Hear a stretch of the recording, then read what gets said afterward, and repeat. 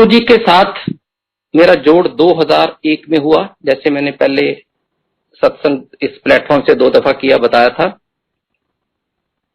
और 2002 में क्योंकि मैं गवर्नमेंट ऑफ इंडिया में पोस्टेड था, तो मेरी पोस्टिंग पूना से चंडीगढ़ हुई। अब नया शहर, नया माहौल। मेरा लड़का 2001 में लंदन पढ़ने चला गया था, गुरुजी की कृपा से, उनकी ब्लेसिंग से। तो हम मियां बीवी थे। तो मेरा बर्थडे होता है फरवरी में 2002 में। तो हमने सोचा कि इस बर्थडे पे क्यों ना गुरुजी को बुलाया जाए। लेकिन हमें, क्योंकि हम 2001 ही में जुड़े थे, अभी मेरे ख्याल में 1 साल भी नहीं हुआ था फरवरी तक, तो ये भी नहीं पता था कि गुरुजी किसी के घर में जाते हैं कि नहीं। तो हम दिल्ली आए, एम्पायर स्टेट में किसी पुराने सेवादार से पूछा, क्या गुरुजी किसी के घर में जाते हैं क्या?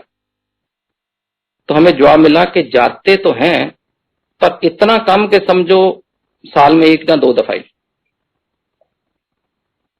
तो मेरी वाइफ को बहुत दिल किया, उसने कहा अगर बुलाना हो तो क्या तरीका है? तो उस सेवादार ने बड़े हंस के कहा, दिल से बुलाओ। अब ये एक बड़ी रिलेटिव टर्म होती है, दिल से बुलाना, लेकिन समझ आ गई कि कोई और कोई प्रोटोकॉल तो है नहीं, गुरुजी को बुलाने के लिए कोई फॉर्म नहीं भरना। तो हमने सोचा ठीक है, हम कह के चंडीगढ़ चले गए। और एक दिन हमने फैसला किया कि गुरुजी को दिल से बुलाते हैं, अपना पूरा मन जोड़ के, बाकी उनकी मर्जी। तो मेरे को याद है कि चंडीगढ़ से मैं वाइफ के साथ जलंधर के लिए चल पड़ा, 2 घंटे का रास्ता है। और रास्ते में 1 घंटा तो हम अपनी जैसे नॉर्मल गपशप गॉसिप जो भी होती है करते रहे। और पिछला जो दूसरा घंटा था, जब हम जलंधर के पास पहुंचने वाले थे, तो हमारे मन में बड़े शंकाएं, सवाल जवाब आने शुरू हो गए। हमने सोचा हम गुरुजी को बुलाने तो जा रहे हैं, अगर गुरुजी ने मना कर दिया तो हमें बुरा लगेगा, और अगर गुरुजी ने यह कह दिया तेरी हिम्मत कैसी पड़ी कि तू सोचता मैं लोगों के घर में जाता हूं, तो और बुरा लगेगा। तो चल तो पड़े, लेकिन मैंने वाइफ को बोला कि आप ही बोलना, मैं नहीं बोल पाऊंगा। और मेरी वाइफ बोले नो, आपका बर्थडे, आप बोलना, मैं नहीं बोलूंगी अगर गुरुजी ने गुस्सा किया तो। क्योंकि हमने सुन रखा था कि गुरुजी कभी कभी गुस्सा करते हैं और पब्लिकली कर देते हैं संगत में। वो आपको हो रहा है, आपके कर्मों को हो रहा है, वो अलग थ्योरी है। तो हम बड़े इस शंका से, बहुत ही सोच में चलते चलते सडनली ड्राइवर ने कहा जी आगे आश्रम पहुंच गए। क्योंकि गुरुजी 7 बजे गद्दी पे बैठते थे, हम 6 बजे ही पहुंच गए, क्योंकि ये बात करनी थी जन्मदिन पे आने के लिए। जब भी हम पहुंचे जलंधर मंदिर, वहां सडनली एक सेवादार, जो जलंधर मंदिर का सेवादार आज भी है, सुदामा अंकल, वो बाहर आए, कहते आप नारंग अंकल हो? मैं कहा हाँ जी, आपको गुरुजी ने अंदर कमरे में बुलाया। हमें समझ नहीं लगी कि गुरुजी को पता कैसे चल गया कि हम पहुंच गए, हम तो अभी कार से उतरे ही थे। एनीवे, एक ब्यूरोक्रेट की, गवर्नमेंट ऑफिशियल की अपनी ईगो होती है। हमने सोचा पता नहीं किसी ने देखी होगी, गवर्नमेंट की गाड़ी है, स्कॉट है, तो इसलिए शायद। लेकिन हमारी मेच्योरिटी थी, हमारा स्टुपिडिटी थी, मैं क्या कहूं आज। एनीवे, आंटी और मैं गुरुजी के कमरे में चले गए। तो गुरुजी ने बड़े ही प्यार से वेलकम किया। हाँ नारंग अंकल आ गए? मैं क्या, हाँ जी, अब बैठो। गुरुजी अपने बेडरूम में बेड पे बैठे थे, हम नीचे बैठ गए कारपेट के ऊपर। और गुरुजी ने कहा देखो भी नारंग अंकल आंटी आए, इनके लिए कुछ लाओ, खाने को लाओ, चाहे प्रसाद लाओ। और ऐसा सिलसिला शुरू हुआ, मेरे को पूरा तो याद नहीं, पर मुझे इतना याद है, मैंने उस दिन, हमें पनीर पकौड़ा भी दिया गया, समोसा प्रसाद भी दिया गया, जलेबी प्रसाद भी दिया गया, पता नहीं क्या क्या चीजें खाने को दी गई, चाय प्रसाद भी लिया शायद 1 बार के 2 बार। करते कराते 6:45 होने लगे, 6:45। और मेरी वाइफ मेरे को इशारा कह रही है कि पूछ तो लो गुरुजी को जन्मदिन के आने के लिए, क्योंकि हमें मालूम था गुरुजी 10 मिनट उठ के फिर अपने तैयार होके चोला डाल के और गद्दी पे चले जाएंगे संगत के लिए 7 बजे। तो मैं उसको चुंडी मार रहा हूं कि आप पूछो, मेरी हिम्मत नहीं बढ़ रही। हम एक दूसरे को ऐसे ही इशारा कर रहे हैं। And suddenly Guruji asked my wife, क्यों नारंग आंटी की सोचदी पई है, घर वाले का जन्मदिन है, बुलाना ही है। हमारे तो पांव से जमीन उतर गई। हम तो सोच ही नहीं सकते थे कि हम उस गुरु के पास गए हैं जो आपकी मन की हर बात पढ़ लेता है, सुन लेता है, समझ लेता है। तब तो हम नए नए थे ना, 2001 में गए थे, अभी वो क्या कहते प्रोबेशन पे ही थे। तो जब उन्होंने ये कहा कि घर वाले का जन्मदिन है, बुलाना ही है, तो हम दोनों ने साइमल्टेनियसली कहा, हाँ जी गुरुजी, हाँ जी। Before again we could ask anything, he said मैं आवांगा। And you can't imagine, we were happy to the hilt. केड़ी तरीक नूं असीं कहा जी इस तरीक नूं है, कहता अच्छा मैं आवांगा, पक्का आवांगा। ठीक गल हो गई। असीं संगत जाके बैठे, 7 बजे लंगर लिया, राती 9 बजे उठ के आ गए वापस चंडीगढ़। अब क्योंकि जिस दिन गुरुजी से बात हुई थी और जन्मदिन में 15 दिन का गैप था, 15-20 दिन का। अब ये तो फैसला हो गया कि गुरुजी आएंगे। अब पर बहुत सारी चीजें इसके अंदर इन्वॉल्व हैं कि गुरुजी को लाना कैसे है, एस्कॉर्ट कैसे करना है, उनको वेलकम कैसे करना है, कितनी संगत बुलानी है, क्या प्रोटोकॉल होगा, क्योंकि हमने तो कभी सत्संग भी इतने अटेंड नहीं किए थे उस समय तक। तो वहां पे एक अंकल थे, नवराज अंकल, उनसे थोड़ी बहुत ही गाइडेंस लेते थे। वो गुरुजी के निकट भी रहे, उनके पास भी उनकी सेवा करते थे और उन्होंने बताया ये करना है, वो करना है, हम करते गए। और लेकिन हम फिर भी किसी फाइनल नतीजे पे नहीं पहुंच पा रहे थे कि वेलकम कैसे हो गुरुजी का। तो सडनली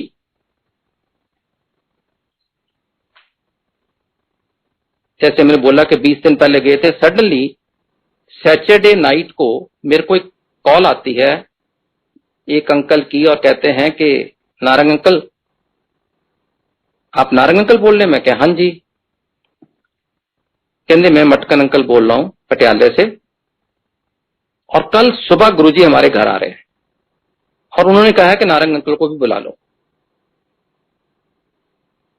तो इट वॉज सो क्लियर कि गुरुजी जैसे वो बात हमारे मन की जान गए थे कि बुलाने आए हैं, वो जान गए थे कि ये पागलों की तरह इस चीज में जुझले हुए हैं कि कैसे वेलकम करना है, क्या करना, उनको सारा कुछ देख लेने दो। तभी बुलाने का पर्पज था, वरना मेरे को तो ना मटकल अंकल जानते थे तो ना ही मेरे को ऐसा कोई कनेक्शन था कि संगत। वहां मैं चंडीगढ़ नया नया पोस्ट होके गया था।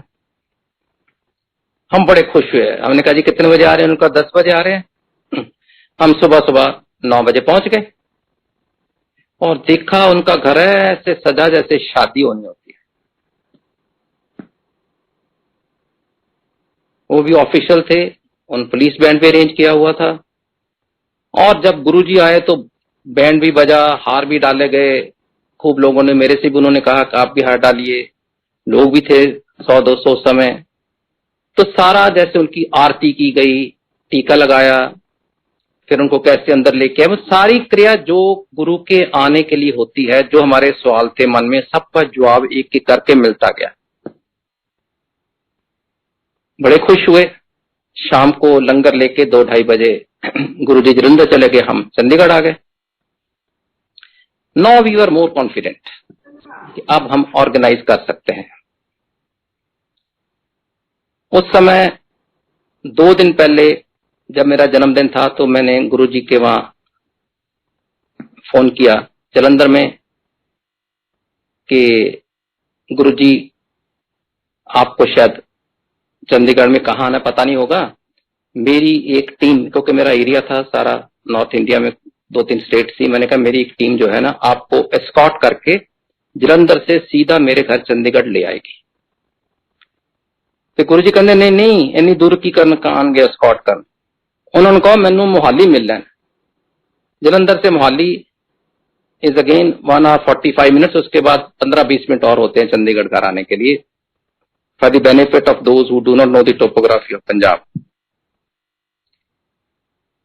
तो मैंने कहा ठीक है सतवचन, आपने अपनी टीम, एक मेरी जीप ऑफिसर्स वगैरह बकायदा यूनिफॉर्म में, क्योंकि मैं देखा है था वहां पुलिस बैंड और सब कुछ, मैंने कहा ये भी प्रॉपर स्टाइल से, I was from uniform service, तो मैंने यूनिफॉर्म वाले सारे ऑफिसर तैयार करके भेज दिए।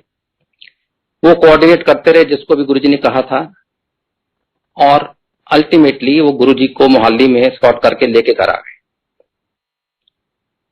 अब गुरुजी की संगत में किसको इनवाइट करना है किसको नहीं करना कुछ समझ नहीं थी, लेकिन ये बहुत लोगों ने कह रखा था कि जब गुरुजी घर में आते हैं ना, आप बेशक इनवाइट करो ना करो, बहुत सारी संगत ऐसे ही आ जाती है जिनको बाय वर्ड ऑफ माउथ पता चल जाता है। तो हमें तो ये इल्म नहीं था, पर फिर भी हमने बुला रखे थे फॉर एग्जाम्पल 50-100 लोग, तो हमने तैयारी 200 की कर ली कि जब सब कह रहे हैं कि अपने आप लोग आ जाते हैं तो हम थोड़ा सा मार्जिन लेके चले। I was staying in A state government officers colony, जिसके अंदर मिनिस्टर्स और हाई रैंकिंग ऑफिशियल्स पुलिस के सिविल के रहते थे। तो मैं सबको जाके एक को इनवाइट करके आया। अब ये तो मेरा मालूम है कि हर एक का अपना गुरु होता है, अपना इष्ट होता है, कोई जरूरी तो नहीं कि इस उम्र में वो अपना गुरु बदलें या आपका विश्वास बदलें, पर मेरा फर्ज था, मैं बोल के आ गया। तो गुरु जी ने कहा थी सारे ने बुलाई, कौन आएगा कौन नहीं आएगा किसी ने कंफर्म नहीं किया, आपने कहा कोशिश करेंगे तो 2-4 जो माने, बाकी तो ऐसे ही था। इसी तरीके कोई मेरे रिलेशन फ्रेंड्स जिस चीज को भी कहा, कोई मेरे मुंह पे आ गए, कोई वैसे किसी ने कहा चलो आ जाएंगे, लेकिन ये संख्या तो बहुत कम थी, 50-60 की होगी, लेकिन 100-150 लोग गुरुजी के भगत इधर उधर से जिनको पता चलता है सुन के आ गए। तो मेरे घर में भी उस समय 150 आदमी था जब गुरुजी पहुंचे। हमने उनको वैसे रिसीव किया, मेरी आंटी ने टीका लगाया, आरती की, फूल मालाएं बनाई गई, उनको लाके कुर्सी पे बैठाया गया, विराजमान किया गया। बाहर लॉन था, वहां पे संगत बैठी थी। उस समय तक 150 आदमी था शायद अंदाजा, और हमारा अरेंजमेंट भी 200 का था। उसके बाद गुरुजी कहते ले आओ भी हलवा प्रसाद दइए। मैं कहा गुरुजी ये तो संगत नवी है, बहुत सारे लोगों को मैं बुलाया पहली बार, तो इनको तो कुछ सत्संग सुनने दो, जब हम इनको सुनाएं ताकि इनको गुरुजी के बारे में पता चले, तो फिर प्रसाद दे देंगे बाद में। कर दे जिस तरह तो आखेगा, मेरी बात मान गए। तो हमने सत्संग शुरू किए, 4-5 लोगों को कह भी रखा था, सीनियर ऑफिसर थे पंजाब के, उन्होंने सत्संग किए। और जब उन्होंने सत्संग शुरू किया, क्योंकि गुरुजी तो 11 बजे आ ही गए थे, 11:30 पौने 12 तक संगत ऐसी आनी शुरू हुई कि हम तो समझ ही नहीं पा रहे थे कहां बैठाएं कहां रखें। करते कराते तकरीबन 400 तक संगत हो गई। बड़ी कोठी थी, काफी अरेंजमेंट खुला था, ताकि लोग बैठा पे, कोई खड़े रहे, काफी लोग खड़े भी रहे, कोई बैठे। लेकिन जब तक सत्संग खत्म हुए, अब प्रसाद तो आंटी ने 200 आदमी के लिए जो हलवा प्रसाद, कड़ा प्रसाद बनाया था, वो तो जैसे हम गुरुद्वारों में थोड़ा थोड़ा देते हैं उस हिसाब से बनाया था। हमें तो मालूम नहीं था कि गुरुजी ऐसा गफ्फा देते हैं कि जो एक हाथ से देते हैं आपके 2 हाथ में नहीं आता। तो ये एक थोड़ा सा परेशानी का मामला हो गया कि अब 200 आदमी वाला प्रसाद, पहली बात 400 को कैसा पूरा आएगा, और दूसरी बात जिस तरीके गुरुजी देते हैं ये तो 85 में खत्म हो जाएगा। तो गुरुजी ने कहा सब प्रसाद, लाइन लग गई, प्रसाद देने लगे, और वही तरीका गुरुजी का, प्रसाद दिए जाएं। मेरी तो हिम्मत ना पड़े, मेरी क्या किसी की भी हिम्मत नहीं पड़ सकती गुरुजी को जाके कहना। प्रसाद खत्म हो गया, 70-80 लोगों ने लिया होगा। वहां पे कुछ लोग जो पहली दफा ऐसे गुरुजी का नाम सुन के जब वैसे आते हैं रिलीजियस टाइप फंक्शन पे, तो वो मिठाई का डब्बा ले आते हैं आउट ऑफ रिस्पेक्ट और आउट ऑफ सेंटिमेंट्स। तो हमारे पास ऐसे 20-25 लड्डू बर्फी के डब्बे भी आ गए, वो हमने खोल के प्रात में डाल दिए। वो भी कितनों को चल जाता। अब ये नहीं कि हम और प्रसाद ऑर्गेनाइज नहीं कर सकते थे, लेकिन लॉजिस्टिक्स ऐसे थे कि अगर 200 आदमी के लिए इतने डब्बे मिठाई और लानी है, कोई ऑफिसर जाएगा वहां से पैक करवाएगा, फिर लेके आएगा, वो इंस्पेक्टर को आने जाने में 1-1.5 घंटे का प्रोसीजर था, तो बीच में ब्रेक आ जाती। तो ये हमें बड़ा खौलना था कि अब क्या करें। जब लड्डू बर्फी के 20-25 डब्बे खोल ले गए और गुरुजी प्रसाद बांटने लगे, तो मेरा बड़ा ही दिल करे कि गुरुजी को बोलूं, गुरुजी आधा आधा लड्डू दो, नहीं तो ये पूरा नहीं पड़ेगा, हमें मुश्किल होगी। और मैं गुरुजी के चरणों में ही बैठा हुआ था। राइट हैंड से वो प्रसाद दे रहे थे, मेरे को लेफ्ट हैंड में उन्होंने अपने पास बैठाया हुआ था। और जब भी वो दें वैसे ही गफा दें, किसी को 8 लड्डू, किसी को 6 लड्डू, किसी को 10 पीस बर्फी के। और मेरी वाइफ दूर से मेरी तरफ देखे और घूरे के गुरुजी क्या कर रहे हैं। मैंने कहा मैं अब क्या बोलूं, कभी कभी मेरा ध्यान परात की तरफ, कभी गुरुजी की तरफ। और गुरुजी भी बड़े ही मिस्चीवियस स्माइल देके मेरी तरफ देखे नीचे, तो मैं सोचे इशारा कर रहा हूं तो उसको और डबल दे दें, किसी को 4 लड्डू पहले वाले को दिए थे, इसको 8 दे दें। मैं बड़ा परेशान, ध्यान मेरा परात की तरफ। गुरुजी के तो वैसे ही नीचे पांव के पास बैठा था, पता नहीं शायद टांगे दबा रहा था, मेरे को याद नहीं। और मैं बस मन ही मन में अरदास कर रहा था, गुरुजी अब इस सिचुएशन से कैसे बचूं। नाम उठ के जा सकता था किसी को कहने के और लेके आओ मिठाई, बेशक घंटे बाद आती, तो गुरुजी ने पास बैठाया हुआ था। संगत जी, ये कहने सुनने की बात है, सर ये कहने सुनने की बात नहीं, मेरे घर में मेरे साथ ये एक्सपीरियंस गुरुजी ने मेरे जन्मदिन वाले दिन दिखाया कि वो जो 20 या 25 डब्बे बर्फी और लड्डू के खोल के जिसमें से प्रसाद दे रहे थे और खुला प्रसाद दे रहे थे, 6-6, 8-8 लड्डू, 10-10 पीस बर्फी के, गुरुजी देते गए और प्रसाद बढ़ता गया। पूरे 400 आदमी को गुरुजी ने ऐसे ही प्रसाद दिया जो शुरू से देते थे गप्पों की तरह, और एंड में भी थाल में उतना ही प्रसाद बचा जितना मैंने शुरू में 20 डब्बों का रखा था। ये एक अचंभे की बात है जो पहली दफा सत्संग सुनेंगे, और कुछ लोग कहेंगे हाँ गुरुजी कुछ भी कर सकते हैं, लेकिन हमने जब ये देखा, हमारे सामने फैमिली ने, जब उस समय जो संगत बैठी थी उन्होंने देखा, तो ये एक इस तरीके का सत्संग है जो आज भी जब करते हैं तो आप तुरंत खड़े हो जाते हैं। तो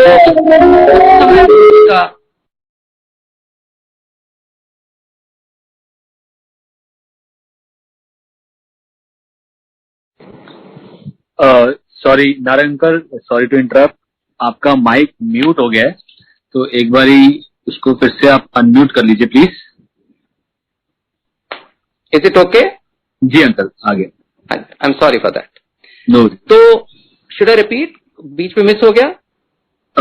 जस्ट 5 सेकेंड। हाँ जी, हाँ। तो वो मतलब तब पता चला कि भगवान जो होते हैं वो कभी भी अपने डिवोटी की मुश्किल में उसको मार्जिन ही नहीं देते कि वो चिंता करे। वो इमीडिएटली उसकी प्रोटेक्शन के लिए आते हैं और उसके मन का कोई भी भ्रम वहम कि कम हो जाएगा, क्या होगा, कैसा होगा, सब दूर कर देते हैं। खैर गुरुजी ने ये प्रसाद बांटा और वो उतना ही बचा रहा, क्योंकि कुछ संगत लेट भी आनी थी जो गुरुजी को पता था, उनके लिए बचा रहा। उसके बाद लंगर जो 200 आदमी का बनाया था, और हमारे जो केटर थे उसने कहा था साहब 150 का ऑर्डर करो तो 200 का हो ही जाता है, तो हमने भी कहा ठीक है। लेकिन वो लंगर भी खुलेआम 400 संगत ने खाया, फिर भी बचा रहा। कैसे पूरा हुआ, क्या कैलकुलेशन हुई, मैं इसमें दिमाग नहीं लगाता और ना लगाना चाहिए, क्योंकि गुरुजी हमेशा कहते थे रब दे कम्मां नूं समझण लई दिमाग नहीं लाना चाहिए। लेकिन दिमाग उदों तक लगाईदा जदों तक असी उन्होंने रब ना समझिए। ਜਦੋਂ तक गुरु जी नूं रब ना समझिए, गुरु जी नूं शिव ना समझिए, तब तक तो दिमाग चलता है, लगाता है। लेकिन जब आप भी मन में आ गया कि ये कौन है, साक्षात शिव धरती पे आए हैं, साक्षात महाशिव धरती पे आए हैं, फिर दिमाग लड़ाने की कोई जरूरत नहीं। उसके बाद गुरुजी ने कहा चलो लंगर खिलाओ। लंगर के बाद बहुत सारी, क्योंकि नई संगत थी, उन्होंने सत्संग सुने, बड़े प्रभावित हुए। उन्होंने कहा नारायण अंकल हम गुरुजी को 2 मिनट मिलना चाहते हैं, 5 मिनट मिलना चाहते हैं। मैंने गुरुजी को जाके रिक्वेस्ट की, मैं क्या गुरुजी बहुत सारी संगत जो है वो आपसे प्राइवेट ऑडियंस चाहती है 2-2 मिनट 4-4 मिनट का, अगर आप इजाजत दो। तो गुरुजी ने कहा ठीक है बुला लो। तो पूरी लंबी सी लाइन लग गई और मैं 5-5 2-2 मिनट के लिए एक एक करके सबको अंदर भेजता गया। बीच में मैं उठ के बाहर आ जाता था, किसी ने कोई पर्सनल बात करनी होती थी, लेकिन कभी कभी गुरुजी बुला लेते थे, कहते थे बैठा रहो। एक पंजाब की लीडिंग पॉलिटिशियन वहां पे आई लेडी थी, वो गुरुजी के पास आधा घंटा बैठी रही, सारी संगत बाहर खड़ी वेट कर रही। जब वो उठ के गई तो गुरुजी ने को अंदर बुलाया। मैं कहा गुरुजी अभी और भी बहुत लोग हैं। कहने अच्छा फिर जलंधर फोन कर दे कि आज शामी मंदिर बंद रहेगा, मैं इत्थे ही आना, क्योंकि उनको रूटीन में जलंधर जाके शाम को 7 बजे मंदिर पहुंचना था। ये 4-5 बज चुके थे। जैसा हुक्म हुआ हमें मैसेज दे दिया। मेरे को कहते हैं ये जो लेडी आई थी ना, मेरा दिमाग खा गई है कि मैनू चीफ मिनिस्टर बनाओ। और मैं इसको सुनता रहा। फिर मैंने कहा गुरुजी आपने क्या कहा, मन ते जाओगी पर लंबा नहीं चलेगी। And that actually happened. I am talking 15-20 years back. So गुरुजी जो चाहते थे, जैसा चाहते थे वैसा ही करते थे, वैसे कर सकते थे, इसमें तो कोई दो राय नहीं है। उसके बाद काफी देर तक बाकी संगत को मिलते रहे। फिर एक चाय प्रसाद का राउंड हुआ। 6 बजे के करीब गुरुजी मेरे को कहते हैं कि चलने की तैयारी की जाए। मैं कहा गुरुजी जो हुक्म, जैसा हुक्म। तो मैंने कहते ठीक है, मैंने अपना स्पॉट वगैरह तैयार किया और जैसे गुरुजी ने कहा था मोहाली तक छोड़ देगा, आगे मैं निकल जाऊंगा। उसी तरीके, उसी श्रद्धा से जितनी 100-150 की संगत उस टाइम भी बैठी हुई थी, हम सब ने जाके बड़े सत्कार के साथ गुरुजी को विदाई दी। गुरुजी के बहुत खुश थे। वो जो गुरुजी के आने के ऊपर जो पूरी एल्बम बनी, वो मेरे लिए एक बहुत प्राइज पोजेशन है लाइफ में। और उसकी एक कॉपी मैं अगली बार जाके जलंधर गुरुजी को दे के आया। और मेरे को संगत में से उस समय एक आंटी गुरुजी की सेवा में रहती थी, मैं नाम नहीं लूंगा, उन्होंने बताया कि गुरुजी बड़ी बारी कहने रो नारंग अंकल वाली एल्बम दिखा। इससे बड़ी ब्लेसिंग मेरे लिए हो नहीं सकती कि गुरुजी ने मेरे घर आए, मेरे को ब्लेस किया और संगत को ब्लेस किया इतना, और उसके बाद खुशी खुशी गए और बाद में भी वो याद करते रहे। संगत जी ये बहुत बड़ी ब्लेसिंग है, समझने की बात भी है, और जो एक्सपीरियंस करता है उसको ही पता है। मैं गुरुजी के साथ उसके बाद दिल्ली में मिलने आता था चंडीगढ़ से, तो हमेशा ही कोई ना कोई नई चीज देख के, नई चीज सीख के जाता था। एक दिन गुरुजी के मंदिर में कुछ लोग सत्संग कर रहे थे, मेरे को गुरुजी ने अपने साथ राइट पे बैठाया था। बहुत प्यार करते थे, बड़ी पैम्परिंग दी, इतनी कि मैं कह नहीं सकता। बाकी ये अलग बात है कि जो भी गुरुजी के टाइम संगत थी,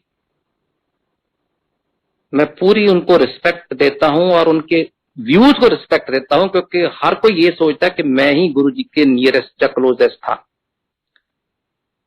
गुरुजी ने उनको ऐसी ही फीलिंग दी थी सबको, तभी वो कह पाते थे।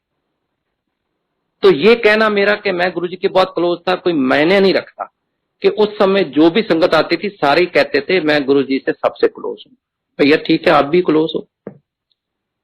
तो मेरे को जब मैं मंदिर जाना, गुरु जी ने एम्पायर स्टेट मेरे को बैठा लेना, राइट पे बैठा लिया, किसी को बोला सत्संग सुनाओ, उसने सत्संग सुनाना शुरू किया। गुरु जी कहते नहीं है छठ कैंसर वाला सुना, उसने कैंसर वाला सुनाया, नहीं वो तेरी परजाई वाला सुना, उसने वो सुनाया, नहीं वो जो तुम्हारी वो क्या थी तेरी कुड़मनी के होता की हो गया सी वो सुना।